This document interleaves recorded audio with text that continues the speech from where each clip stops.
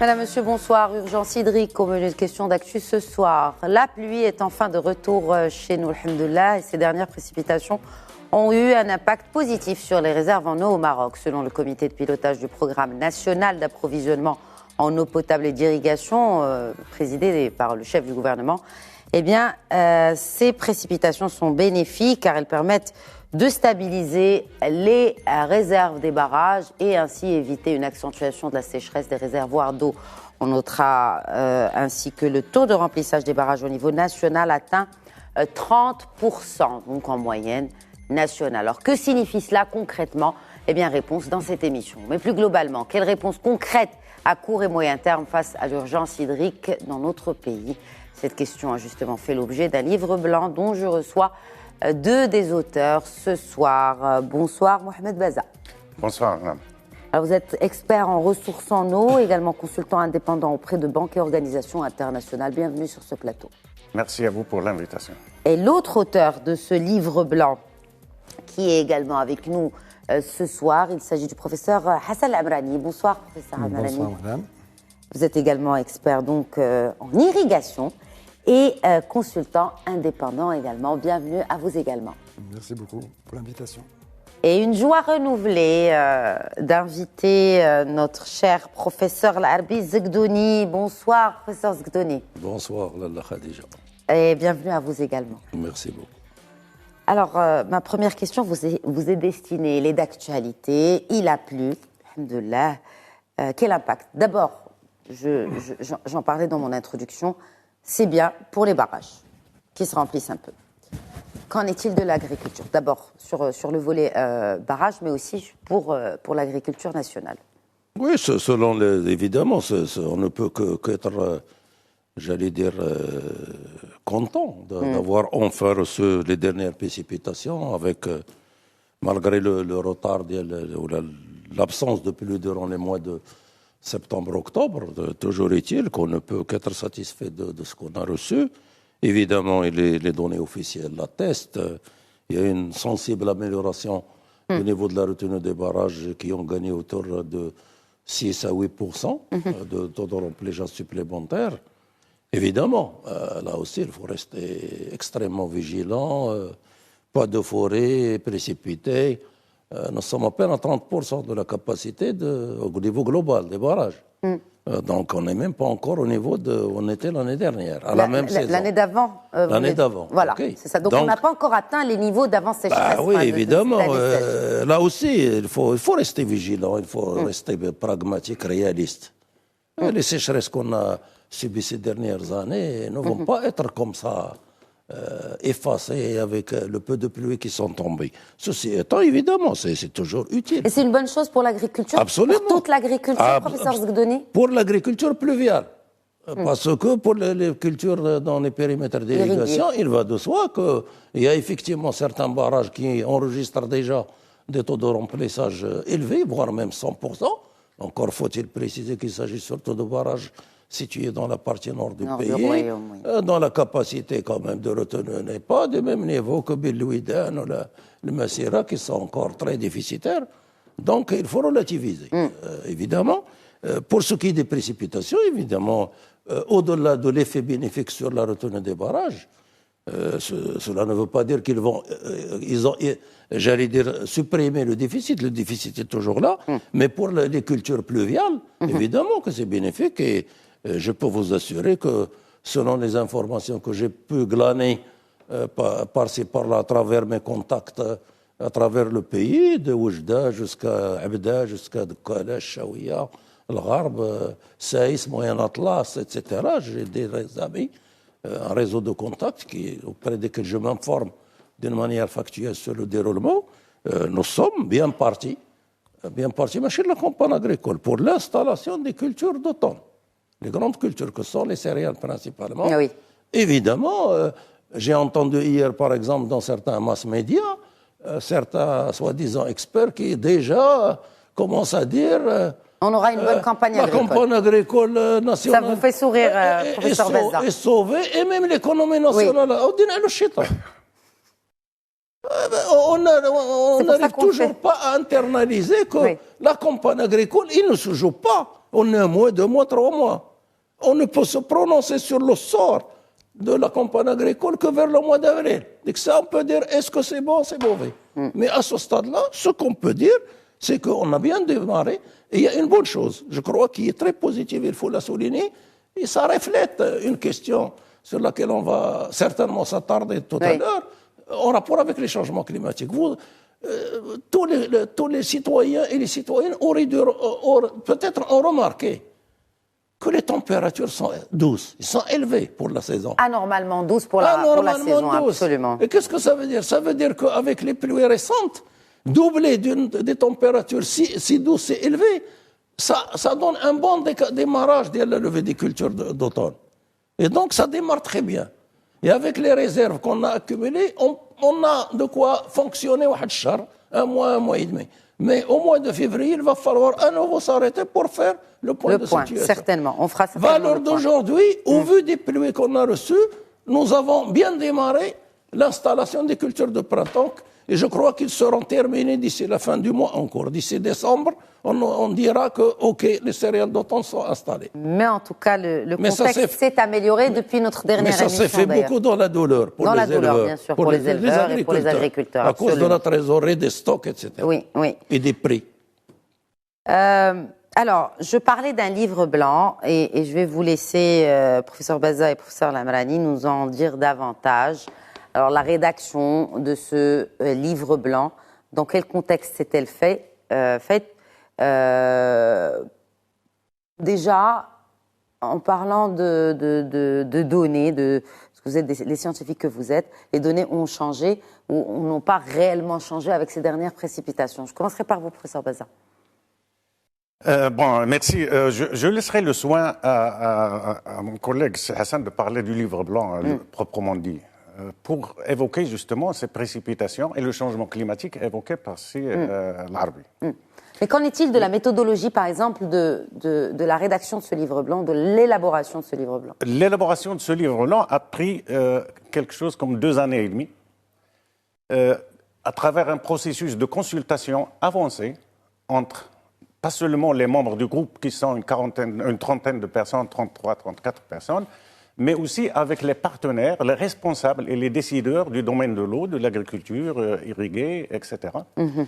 À travers l'analyse des données et un diagnostic de la situation, et puis une analyse poussée de ce diagnostic, mais on ne s'est pas arrêté là.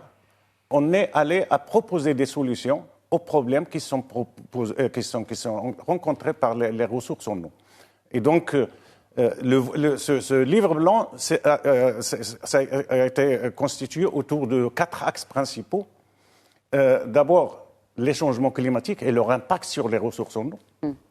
Le deuxième, c'est la gestion de l'offre, c'est-à-dire d'où vient notre eau et comment est-ce qu'on la mobilise, etc. Très important. Qu'en est-il de la stratégie actuelle, passée, etc. Et puis la gestion de la demande. Comment est-ce qu'on gère les ressources en eau dont on dispose? Ce n'est pas une question plus d'offre que de demande. Il y a toujours débat sur cette question, n'est-ce pas? Là, j'espère bien qu'on sortira aujourd'hui avec une très bonne clarification de ce que c'est que l'offre et la demande.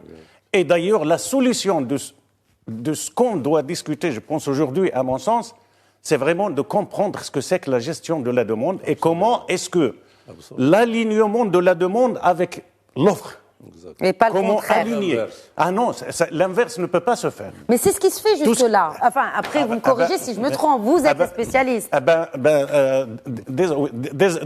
Désolé, oui, c'est ce qui se fait pour la plupart. C'est ce qui se fait, on rentrera peut-être dans les détails. Bien sûr. Mais toute la solution sera dans l'alignement de la demande avec l'offre. Mais quelle offre déjà? Voilà. Quelle offre déjà? Parce que ce n'est pas l'alignement avec n'importe quelle offre.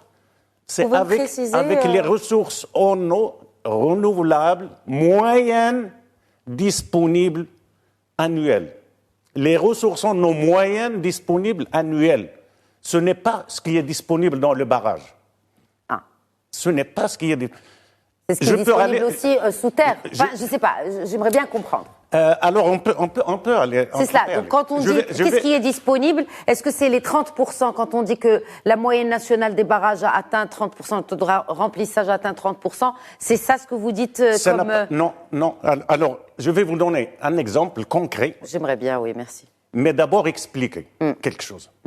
Imaginons qu'au cours des 15 dernières années, la mobilisation, la quantité d'eau mobilisée moyenne au cours des 15 dernières années, disons, elle est de 10 milliards de mètres cubes par an. Ce qu'on a mobilisé dans nos barrages. Parlons que des eaux de surface, nous parlerons des eaux souterraines plus tard. Nos barrages font 10 milliards de mètres cubes par an en moyenne au cours des 15 dernières années. Nous sommes en 2022, la campagne 2022-23. Nous recevons 20 milliards de mètres cubes dans nos barrages. D'accord ? Nous recevons 20 milliards. Si nous consommons plus que 10 milliards, nous serions en train de consommer l'eau des années déficitaires qui vont suivre cette année. Des années à venir. Donc, ça ne veut pas dire que si on en a, autant s'en servir. Ah non, on a dit que la pénurie d'eau est devenue structurelle et que la gestion des ressources en eau doit être structurelle. Ça veut dire quoi ? Ça veut dire que je dois gérer la pénurie d'eau, quelle que soit la quantité d'eau dont je dispose dans mes barrages et en principe aussi dans mes réserves souterraines. Même si j'ai le plein, je ne dois pas consommer. Je vous donne maintenant un exemple très simple qu'on a vécu récemment. Oui, bien sûr. En 2017, selon les données du ministère du département de l'eau, on avait 18 milliards de mètres cubes mobilisés cette année-là. 18 milliards, c'est une bonne quantité, c'est une grande quantité. Absolument. C'est la moyenne nationale d'il y a 40 ans. Aujourd'hui, la moyenne serait autour de 10 milliards de mètres cubes, selon nos estimations. Et donc 18, c'est une grande quantité. Donc on avait 18 milliards de mètres cubes en 2017. Cette même année, en octobre, il y avait une réunion d'urgence présidée par Sa Majesté pour tirer la sonnette d'alarme sur le manque d'eau. C'est un peu bizarre, non ? Oui. Et puis, l'année d'après, on a eu 10,3. Il y avait une autre réunion en juin 2018, aussi présidée par Sa Majesté, la continuation du même problème. Donc, on avait 18 milliards en 2017, 10,3 milliards en 2018, et on était en situation de pénurie. Et vous savez, cette année-là, 2018, s'il n'y avait pas plu, par la grâce de Dieu, en décembre, on aurait eu une grande crise, pire que celle qu'on a eue en 2020. Donc, c'est ça ce qu'on appelle gérer la pénurie d'eau de manière structurelle. Ça veut dire, autrement dit, on gère à la manière des grands-mères, ou on gère, je préfère plutôt dire, on gère à la manière de Youssef. L'interprétation du prophète Youssef de 7 épis pleins et 7 épis vides, ou 7 vaches grasses et 7 vaches maigres. Ça veut dire qu'il faut aller sur la moyenne. Ce n'est pas parce qu'il a plu, et ce qui se fait dans la réalité, il a plu, on oublie la sécheresse, on ouvre les vannes, et puis à la fin de l'année, on se retrouve en situation de détresse, comme la situation que je viens de décrire à l'instant. Autrement dit, maîtrise drastique de la demande. C'est ça ce que ça veut dire. Ah, c'est très difficile. C'est pas facile d'arriver à une bonne gestion de la demande. D'abord parce que le pays n'a pas d'expérience. Nous n'avons pas d'expérience dans la gestion de la demande. Nous avons une très bonne expérience dans la gestion de l'offre. La politique des barrages... Mais vous dites que même si c'est justement la politique de gestion de l'offre réussie, mais qui atteint ses limites. Justement, professeur Amrani. Oui. Ça, je me réfère à ce livre blanc dont vous êtes l'un des auteurs. Exact. Donc là, on a parlé de la demande, mais il s'agit aussi de la politique de la gestion donc, de l'offre, qui finalement, aujourd'hui, commence à manquer d'ingéniosité, ou peut-être qu'elle devrait évoluer aussi. Comment si vous permettez, et pourquoi Madame Hersane, oui, bien sûr. Je répondrai à votre première question. D'où est sorti ce livre blanc d'abord Oui, merci de me rappeler. Qui sommes-nous? Oui, oui. Nous sommes deux membres du groupe Eau des lauréats de l'Institut agronomique et vétérinaire Hassan II, qui a été créé effectivement il y a 2 ans et demi. Il est issu d'un grand groupe de lauréats qui discutent de tous les problèmes agricoles. À un certain moment, en juin 2020, il y a eu des échanges sur la problématique de l'eau. Il y avait déjà des prémices de sécheresse. Oui. Et on s'est dit, on ne peut pas discuter à 300, il faut discuter quand même en groupe restreint. Et on a constitué le groupe Eau lauréat d'IAV. Et dès le départ, on a mis en place une feuille de route qui est articulée autour pour embrasser l'ensemble, la globalité de la question, partant des ressources en eau et des impacts du changement climatique, de l'offre, de la demande et de la gouvernance. Donc, c'est les 4 axes, d'ailleurs, qui sont l'ossature de notre livre blanc. Donc, le livre blanc, et pour ce faire, nous avons organisé 4 webinaires structurants, donc principaux, autour de ces 4 thèmes principaux, et qu'on a complété par un certain nombre de webinaires techniques, plus précis, sur la gestion participative des nappes, sur les associations d'usage. Pour qui vous faites tout cela? Alors, on a fait d'abord les quatre webinaires principaux. Ils étaient des webinaires ouverts pour le grand groupe des lauréats et même pour le public intéressé. Donc, ça a été des webinaires qui ont attiré quand même une audience assez importante. Et puis, on a fait des webinaires plus restreints entre spécialistes et on a fait venir des experts pour approfondir un certain nombre de questions précises sur le financement du secteur. On a fait venir quelqu'un pour nous présenter un petit peu le projet eau du nouveau modèle de développement, etc. Donc, pour compléter notre information. Alors, à l'issue de ces 11 webinaires, 7,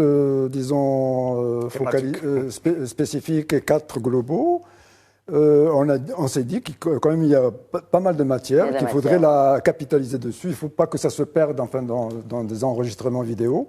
Et on a pris l'initiative donc de synthétiser, parce que c'était pas évident. C'est des heures d'enregistrement. Et on a pris la peine quand même de le faire à plusieurs. Nous sommes une dizaine. Parmi les 30 membres du groupe, 33 membres du groupe, on a constitué un comité ad hoc de 10 personnes, qui sont citées dans le groupe, qui ont fait ce travail de synthèse et qui a abouti à ce livre blanc, qui a donc s'est intéressé au diagnostic qui est largement partagé par tout le monde maintenant, comme vous avez dit au début. Surtout, c'est plus la peine de revenir cette année, surtout que quand on vit. Et surtout, on a essayé quand même de pousser plus loin pour aboutir à un certain nombre de recommandations, que ce soit pour la gestion de l'offre ou pour la gestion de la demande, et surtout pour la gouvernance.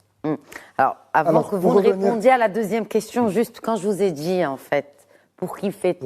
Pour qui Alors, bien sûr, ce sont pour les gens qui participent, mais j'étais encore plus vers cette audience. À qui servira ce livre blanc? Voilà. Est-ce qu'il ne finira pas, parce que vous avez dit ce sont des heures d'enregistrement qui risquent d'être perdues, quand bien même elles ont été synthétisées, alors d'une manière scientifique et d'une manière empirique, comme c'est le cas dans ce document assez volumineux d'ailleurs, dont j'ai juste la synthèse ici sur le plateau.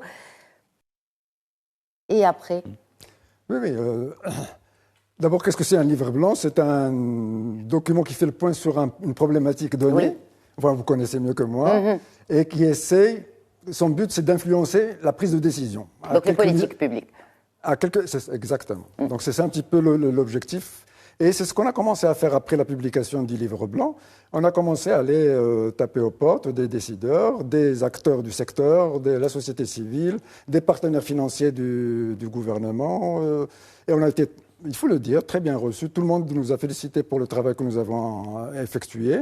Et bien sûr, nous le présentons comme une plateforme de débat. Parce qu'on ne peut pas prétendre détenir la vérité sur la recette miracle, sur secteur et puis des solutions miracles. Donc on a dit c'est une réflexion d'un groupe d'experts qui viennent d'ailleurs qui ont des parcours professionnels tout à fait différents.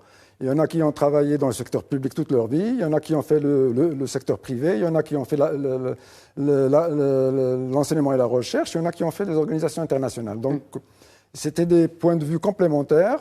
Et ça convergeait vers ce document que nous espérons va susciter un débat et qui pourra être amélioré par la suite, bien sûr. Dans le chapitre offre, de gestion de l'offre, il y a bien sûr la politique des barrages. Il y a de nouveaux barrages, de mini-barrages dont la construction a été annoncée tout récemment par la tutelle.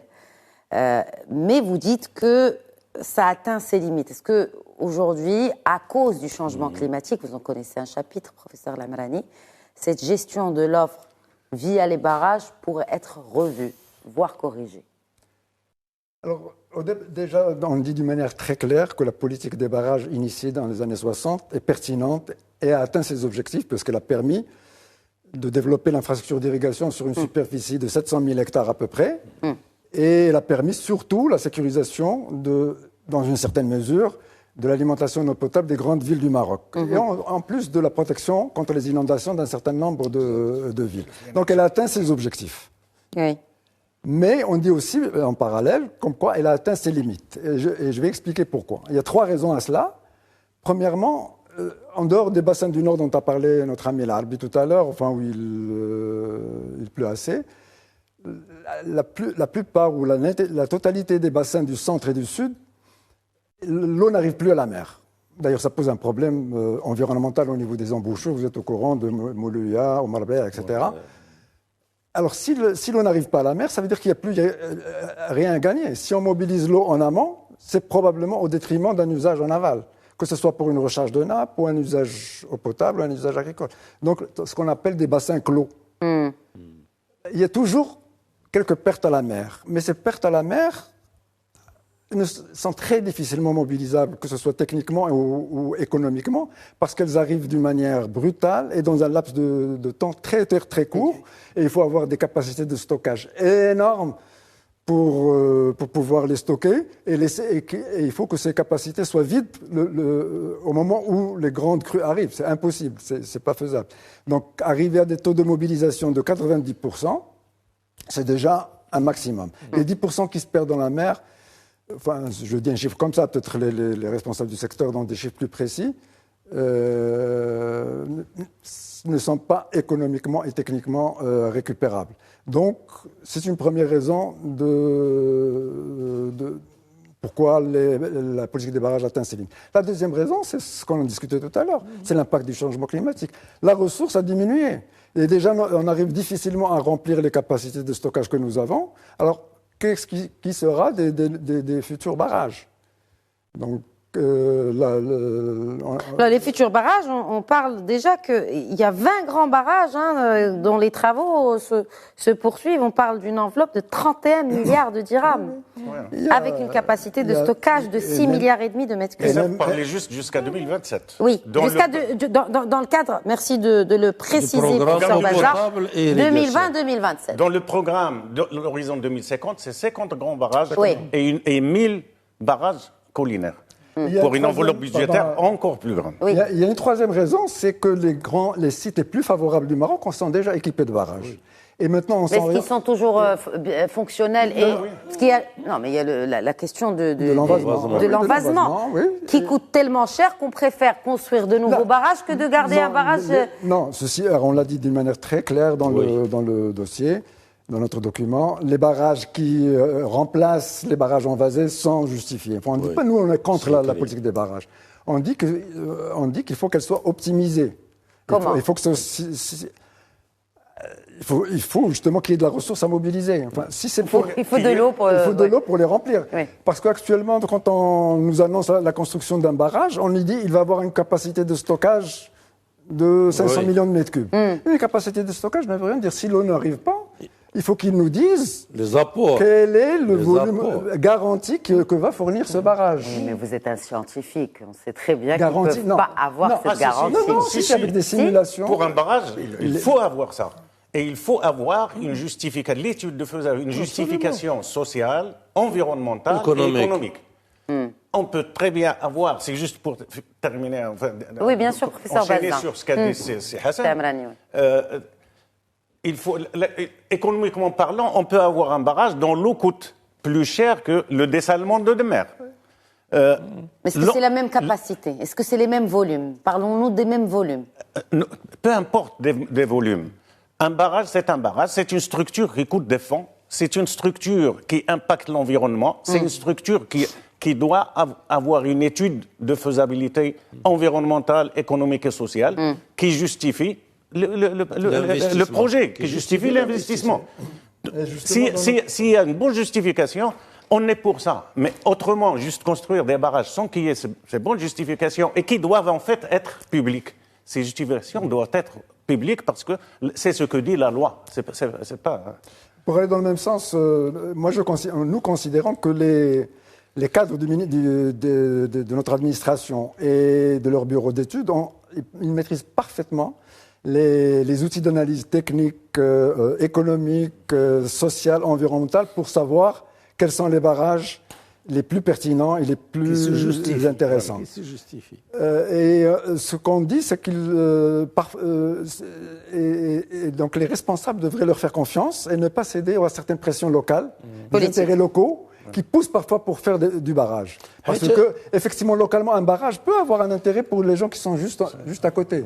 Mais il va être fait au détriment des gens qui sont à l'aval. Donc, effectivement, on comprend que les élus soient très gourmands de barrages. C'est normal.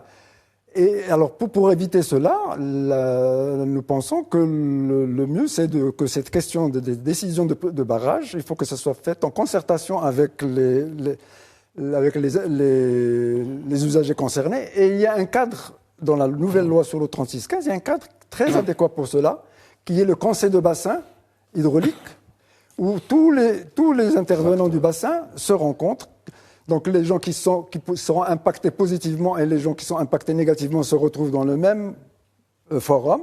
Et là, ça peut se discuter et puis y avoir Il faudra peut-être aussi cet aspect vraiment régionalisé, décentralisé de ce genre de décision qui concerne finalement les gens qui vivent dans ces régions. Ça ne peut pas se décider au niveau peut-être de Rabat. Alors, oui, professeur Zidoni, bien sûr. Juste une clarification pour les auditeurs et les auditrices. Les spécialistes. Pour nous aussi, Anna, Il y a des termes. Aussi. On parle de mobilier, ressources mobilisables, mobilisées. Il y a le terme apport. Parce qu'un barrage, c'est quoi? Un barrage, c'est un ouvrage qui coûte de l'argent, qu'on fait construire de manière à emmagasiner un certain volume d'eau. Mais la question qu'on doit se poser, si on souscrit aux conclusions de l'ensemble des projections, des modèles climatiques qui nous disent tous qu'à l'avenir proche, c'est pas lointain, c'est à l'horizon 30, 40. Le changement climatique aggrave la situation du stress hydrique, c'est connu. Qu'est-ce que ça veut dire? Mais pourquoi on continue d'annoncer qu'il y aura de plus en plus de barrages? Pourquoi l'observation de la politique des barrages de l'offre? De l'offre. Des barrages. Il s'agit de l'offre, pas que. Parce que la réponse qu'on apporte, on construit des barrages, ça laisse entendre qu'on va emmagasiner plus d'eau. Encore faut-il qu'il y ait les apports d'eau. Or, les apports d'eau avec le changement climatique vont diminuer. Non, ils ont déjà diminué de 53%. Et déjà, avec les barrages que nous avons déjà aujourd'hui, plus de 150, et on arrive de moins en moins à les remplir. En même temps, il y a les apports d'eau du fait du changement climatique qui vont diminuer. Donc, on nous parle de 50 barrages, capacité de retenue. Ce qui importe, c'est qu'ils nous éclairent sur les apports. Que vont être les apports à l'avenir de manière à calibrer les investissements qu'on serait amené tenter de faire dans la construction de nouveaux barrages. D'autant plus, juste un dernier point, les barrages n'apportent pas d'apport supplémentaire d'eau. Oui, bien sûr. Là, c'est juste un transfert. C'est de la régulation. C'est de la régulation.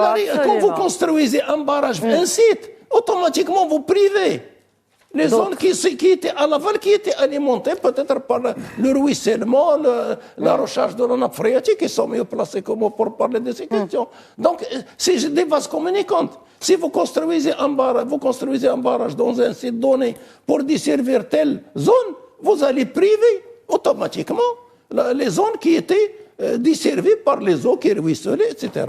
Donc, il faut que les auditeurs comprennent que la construction d'un barrage ne génère pas des apports d'eau supplémentaires. Les apports d'eau راه من السماء من الشتاء ومن les neiges ou les apports de la nappe phréatique.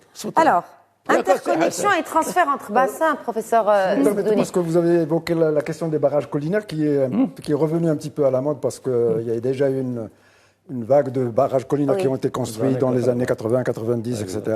Actuellement, on parle même de la construction d'un millier de barrages collinaires. Il y a des gens qui croient que les petits barrages, small is beautiful, donc ils croient que les petits barrages... Oui, que c'est pas grand-chose. Mais c'est des barrages qui sont généralement vulnérables parce qu'ils c'est des petites capacités qui peuvent s'envaser très rapidement. Vite, ouais. Et le constat qui a été fait par le département de l'eau lui-même, qui a fait une enquête, a montré comme quoi une grande partie des barrages qui étaient déjà construits ne sont pas opérationnels. C'est pour ça que je me posais, et je vous posais cette question, je crois que je vais la poser tout au long de cette émission, pourquoi ce livre blanc? Parce que ces recommandations-là, j'imagine qu'elles ont déjà été formulées, hein.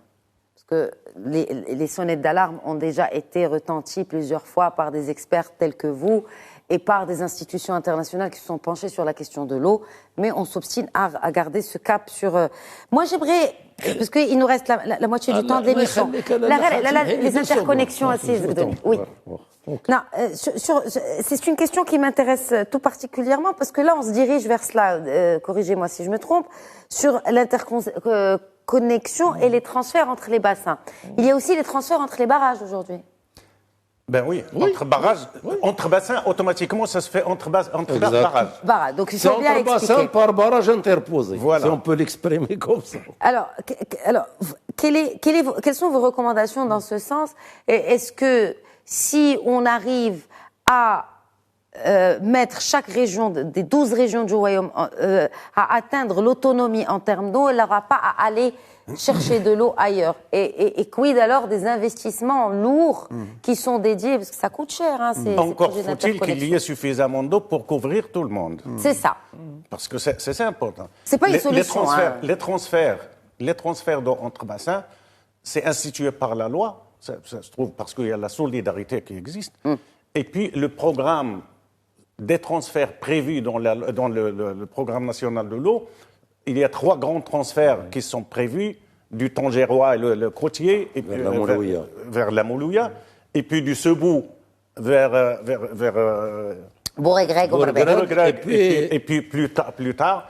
Donc ces transferts, nous voyons qu'ils sont importants, pertinents. Surtout dans le sens où ils vont permettre de répondre aux besoins en eau potable en premier lieu de certaines régions qui se trouvent être dans les zones qui sont vraiment très déficitaires. Professeur Bazda, ça c'est du court terme. C'est une solution court-termiste où on peut compter dessus à l'avenir. Est-ce qu'on ne peut pas envisager que chaque région soit autonome, avec ou sans ces interconnexions?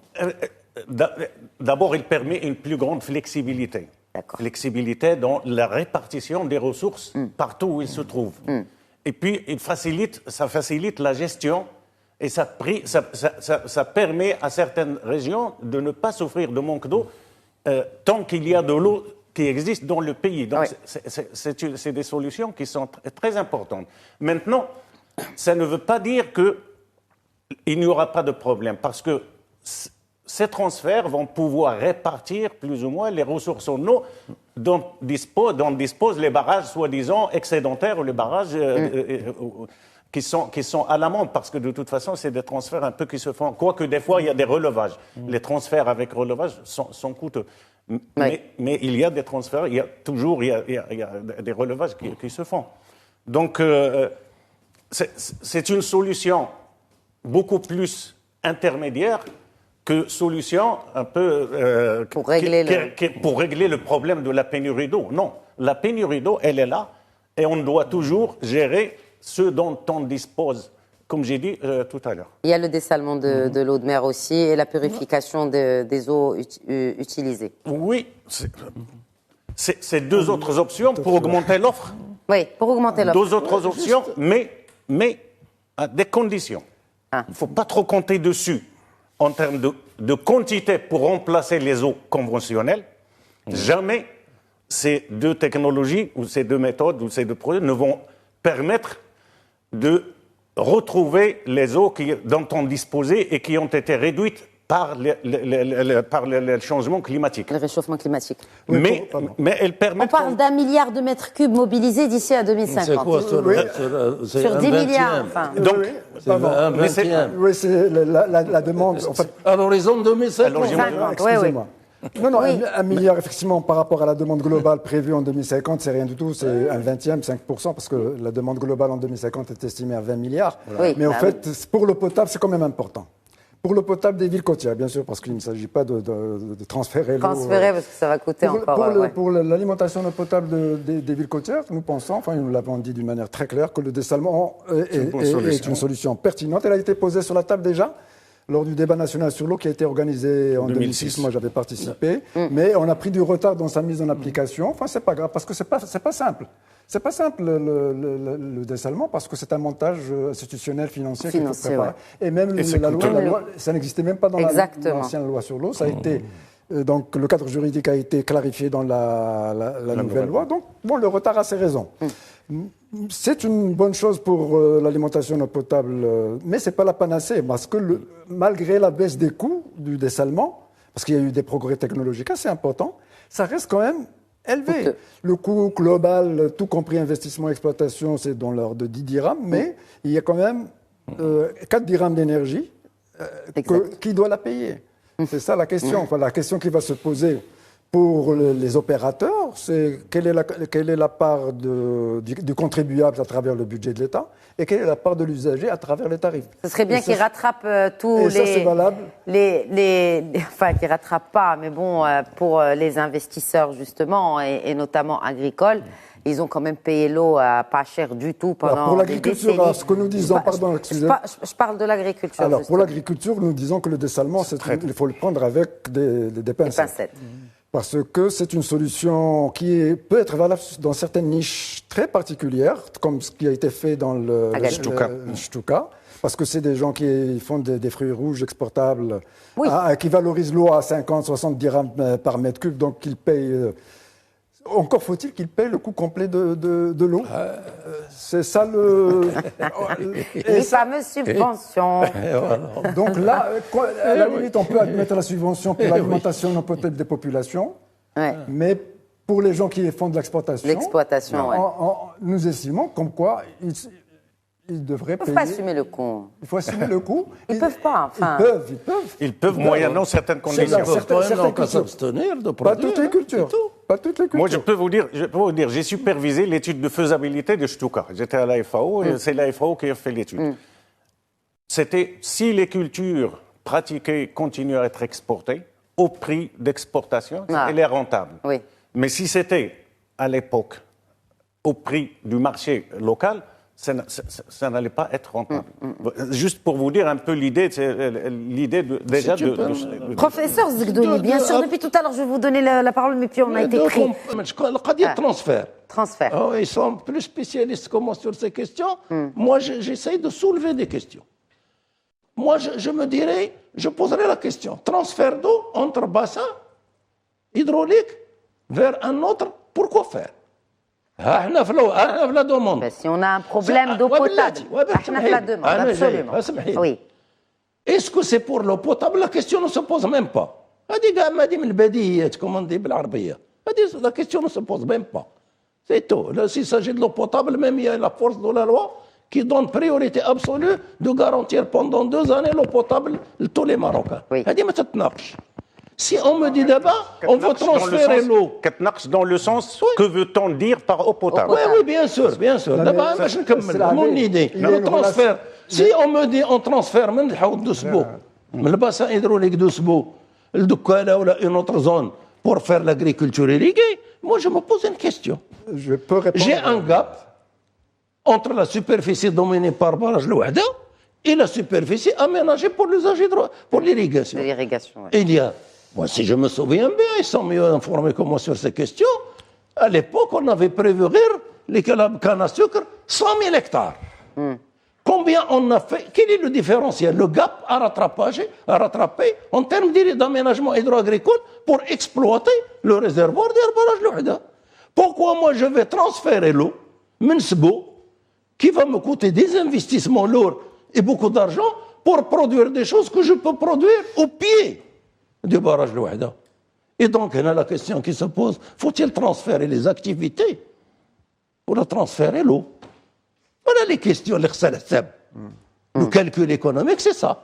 Si on veut faire le calcul économique. Mais là, on parle d'eau potable. Donc c'est là où il y a les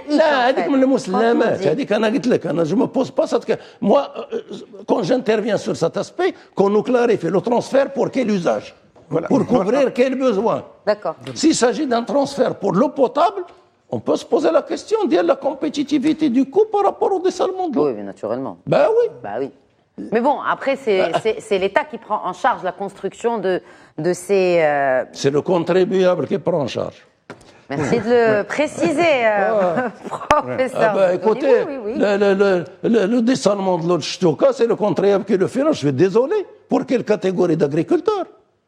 Quelle catégorie d'agriculteurs ont la capacité de souscrire une participation, un partenariat, de manière à tirer profit d'un investissement subventionné par l'État? Je suis désolé. Et tout ça pour dire quoi? Aucune technologie, aucune technique n'est neutre. Derrière toute technologie, toute technique, il y a des intérêts. Et donc là, c'est à la puissance publique d'arbitrer pour préserver l'intérêt général.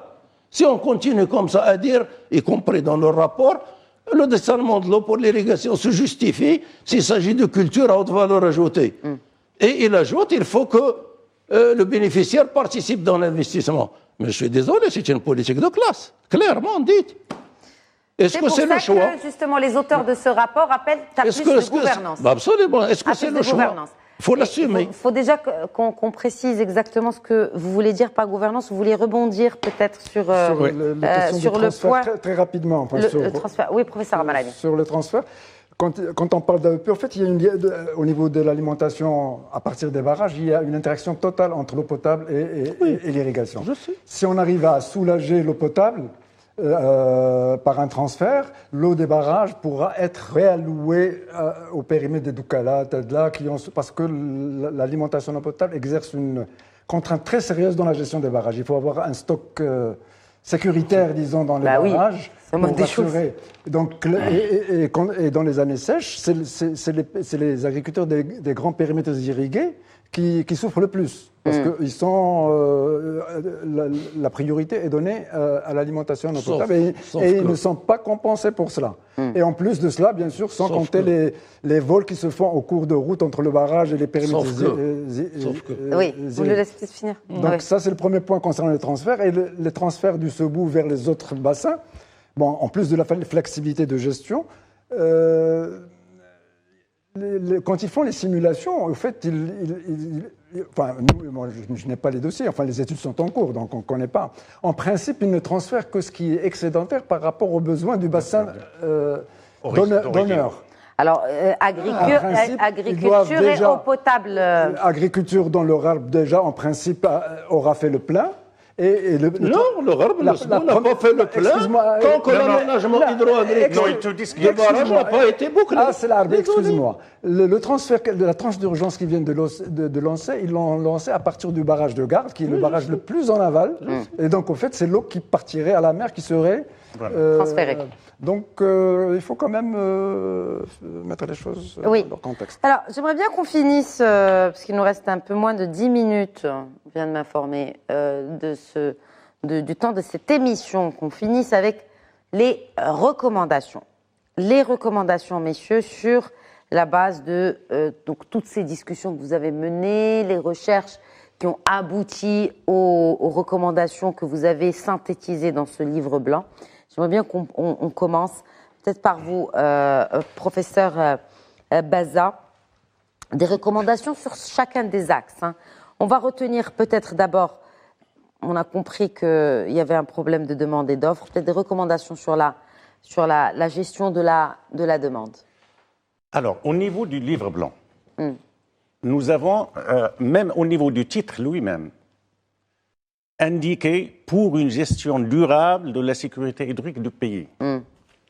Ce qui veut dire que la sécurité hydrique du pays est menacée, à moins que nous réussissions à équilibrer la demande avec l'offre, et y compris pour les eaux souterraines, parce que on n'en a pas parlé. C'est un désastre. C'est très simple, c'est un désastre. Et d'ailleurs, la situation des eaux souterraines a été aussi évoquée par Sa Majesté dans son discours. C'est le chaos, c'est un vrai chaos. Mais la première recommandation, si on veut se situer en haut, c'est on revient là où on a commencé. Il faut équilibrer la demande avec l'offre. Par qui? L'offre pérenne, l'offre qui est moyenne sur plusieurs années, pas ce qui est disponible cette année. Parce que si je mobilise 20 ou 30 milliards, je l'utilise toute. Non. On doit avoir un équilibre sur la moyenne et avoir la demande, contrôler la demande de manière à ce qu'elle s'aligne avec l'offre disponible. C'est ça l'impôt. Alors, comment est-ce qu'on fait? Il y a toute une panoplie de recommandations. Pour arriver à cela. L'ensemble des recommandations vont aussi. Il y en a des recommandations d'ordre gouvernance, comme vous avez cité, comme l'application du règlement, l'application de la loi sur l'eau, qui n'est pas appliquée en fait. Très peu de la loi qui est appliquée maintenant. Mais il y a toute une panoplie il y a l'intégration des impacts des impacts des changements climatiques. On a dit que ça n'existe, on n'a pas fait d'adaptation des secteurs utilisateurs de l'eau au changement climatique. On trouve beaucoup d'adaptation au changement climatique dans les stratégies, dans les documents, dans les programmes, mais pas dans le terrain. On la trouve même au niveau des infrastructures, mais pas dans les faits, pas dans les pratiques qui permettent une adaptation au changement climatique. Nous avons une réduction de nos ressources en eau par rapport à ce qu'on avait pendant les années 90 d'environ 50%, si on se base sur les 10 dernières années. Ce qu'on arrive à mobiliser tourne autour de 10 milliards de mètres cubes, ce qui veut dire qu'on a une réduction de l'ordre de 50%. Et ça rejoint un peu même les réductions des sources un peu partout dans le pays quand elles n'ont pas été impactées par les puits illicites. Parce que beaucoup de sources d'eau naturelles, beaucoup d'écosystèmes aquatiques a été impactés par les puits illicites. Et quand vous dites impacté, c'est pollué? Non, impacté, c'est pompé. C'est asséché. Asséché complètement. Des sources d'eau. Et d'ailleurs, quand on parle de puits illicites, on ne parle pas de puits que de petits puits, comme ce qu'on vient de voir de petites familles dans les villages. On parle vraiment de pomper pour irriguer des grandes surfaces d'arbres. Vous avez le ministre de l'eau qui a indiqué que plus de 91% des puits sont illicites. Alors comment est-ce qu'on arrive à instaurer une bonne gouvernance de ça? Parce que c'est là où se trouve l'une des plus grandes failles de la gouvernance. Et c'est au niveau de l'irrigation privée qu'il faut réduire les apports d'eau. C'est là où inéluctablement, il faut réduire, disons, la demande.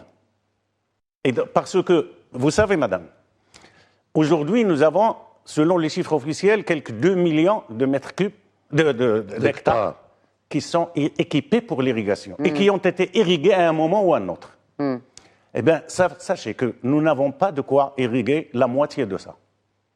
En considérant les ressources en eau disponibles actuellement et en considérant les perspectives futures. Ça, c'est la réalité. Il va falloir un peu ménager ça de façon planifiée. Parce que si ce n'est pas par planification, elle va se faire de manière anarchique par la nature. Nous n'avons pas suffisamment d'eau pour... Quand je dis irriguer, et peut-être une année sur 5, on peut irriguer tout, ou une année sur 10. Mais irriguer, c'est ça. Constamment.